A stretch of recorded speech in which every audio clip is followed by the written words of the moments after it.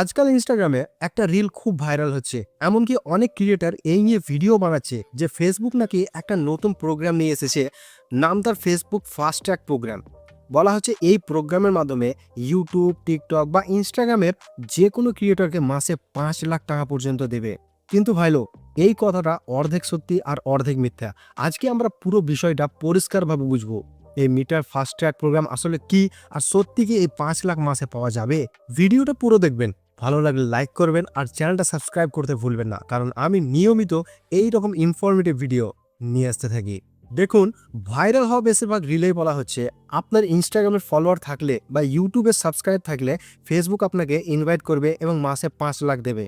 এই দাবি অনেক জায়গায় করা হচ্ছে। আসলে ব্যাপারটা কিছুটা সত্যি, কারণ ফেসবুক সত্যি একটা প্রোগ্রাম ঘোষণা করেছে তাদের অফিসিয়াল ওয়েবসাইটে।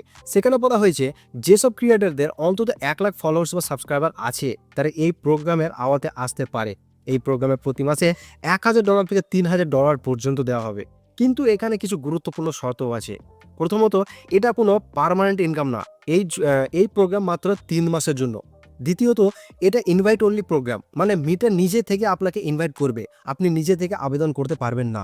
আর সবচেয়ে গুরুত্বপূর্ণ বিষয় হলো এই প্রোগ্রামটি ভারতীয় ক্রিয়েটরদের জন্য না, এটা শুধু ইউএস এবং কানাডা ক্রিয়েটরদের জন্য। অর্থাৎ আপনার অ্যাকাউন্ট যদি ওই দেশের না হয় তাহলে আপনি সুযোগ পাবেন না। তাই ভাই, শুধু রিল দেখে উত্তেজিত হয়ে ইউটিউব বা অন্য প্ল্যাটফর্ম ছেড়ে ফেসবুকে রিল বানানো শুরু করে দেবে না। তবে আপনি চাইলে ফেসবুকে কন্টেন্ট বানাতে পারেন, কারণ ওখানেও মনিটাইজেশন সিস্টেম আছে, যেটা ভারতেও কাজ করে।